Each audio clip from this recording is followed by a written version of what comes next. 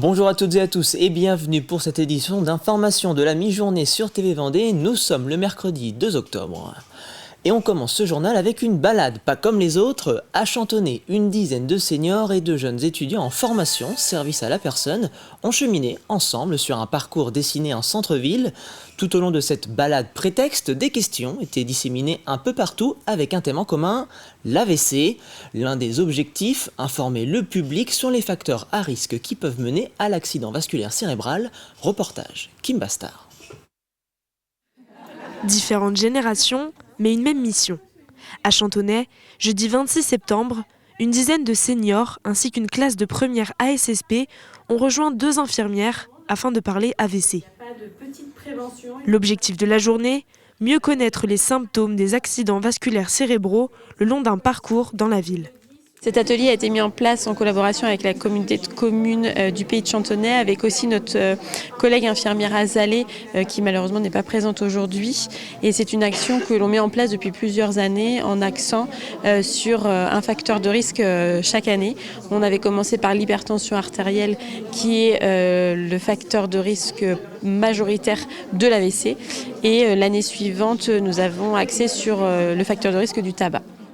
Cette année, c'est un autre facteur qui est abordé, la sédentarité. Pour découvrir ces nouveaux enseignements, les équipes intergénérationnelles ont marché dans Chantonnay à la recherche de grands panneaux violets. Alors la question c'est que signifie AVC ? C'est trois termes qu'on peut voir dans plusieurs documentations. Alors moi j'ai répondu accident vasculaire cérébral parce que je savais. En tout, les participants doivent répondre à 16 questions le long de la balade, un enseignement complémentaire pour les lycéennes présentes aujourd'hui. Les élèves, dans leur formation, elles sont en bac pro ASSP, accompagnement, soins et services à la personne. Et donc, elles ont, alors dans leur futur métier, elles peuvent être soignantes, infirmières. Et donc, c'est important pour eux de savoir ce qu'est l'AVC et de pouvoir reconnaître les signes. Si l'atelier a été un peu raccourci avec le mauvais temps, les participants restent contents. Moi, j'ai trouvé le parcours extrêmement intéressant. Et oui, ça permet de concrétiser le problème de l'AVC. La prochaine fois, un autre facteur de risque sera mis en avant. Un rendez-vous important. Aujourd'hui, les accidents vasculaires cérébraux représentent l'une des principales causes de mortalité en France. 68 personnes décorées pour leur ancienneté ont été mises à l'honneur par l'EPSM Georges Mazurel de La Roche-sur-Yon, des soignants, du personnel administratif ou encore des cadres de santé qui, pour certains, travaillent dans l'établissement lyonnais depuis 35 ans. C'est vrai que les personnes que l'on a félicitées, remerciées aujourd'hui de leur présence au sein du service hospitalier pour les personnes les plus vulnérables, surtout dans la santé mentale. J'aime bien leur passer le message de la transmission pour nos jeunes professionnels. Et c'est vrai que c'est important, tous ces gens-là qui ont fait de belles carrières ont de l'expérience, ont le savoir-faire, ont le savoir-être qui est très important quand on accompagne des gens dans la santé mentale. Et c'est important qu'ils puissent passer la transmission pour donner à nos jeunes envie de rester dans le milieu hospitalier et surtout à Georges Mazurel, bien évidemment. Une visite ministérielle dans le département aujourd'hui. Isabelle Sora, la déléguée interministérielle à l'accessibilité, sera à La Roche-sur-Yon une bonne partie de la journée. Elle est attendue à la préfecture ce matin pour des échanges avec les services de l'État, des associations ou encore la fédération professionnelle. Cet après-midi, plusieurs visites au programme comme la place Jacques Chirac, le complexe aquatique Le Cap ou encore la salle de spectacle du KM. Ils s'appellent Marie, Cathy et Adam et sont étudiants au lycée nature de La Roche-sur-Yon. Accompagnés de leurs professeurs d'anglais, ils ont représenté la France en participant au G7 pendant une semaine à Syracuse, en Sicile. Ils ont travaillé avec 7 autres délégations, préparé des recommandations destinées aux ministres de l'Agriculture qui composent le G7, un voyage que ces 3 jeunes étudiants ne sont pas prêts d'oublier. Le ministre de l'Agriculture italien a décidé de faire intervenir les jeunes dans son G7 sur 3 thématiques bien précises qui étaient donc les innovations et les technologies nouvelles avec le développement durable et le réchauffement climatique, les jeunes et la place des jeunes dans l'agriculture, et le dernier point était sur la souveraineté alimentaire et la sécurité alimentaire.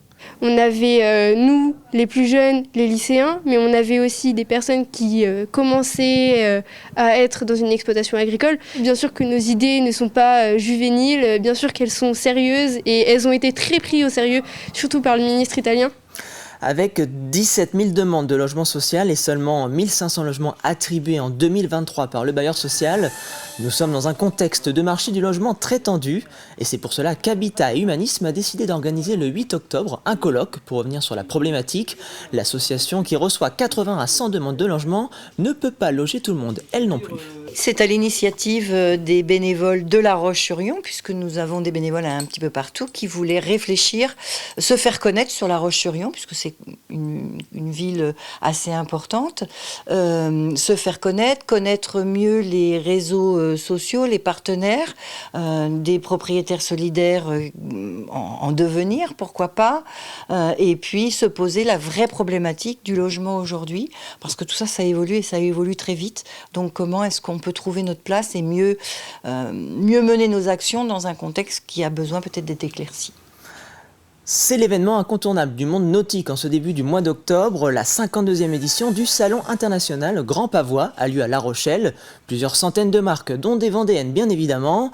Plus de 300 bateaux seront exposés le long des 3 km de pontons mis à disposition pour l'occasion.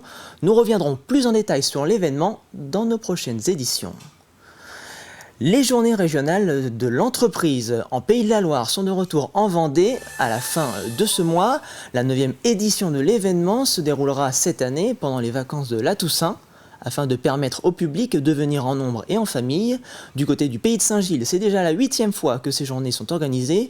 Plus de 100 entreprises ont prévu d'ouvrir leurs portes pour l'occasion partout dans le département.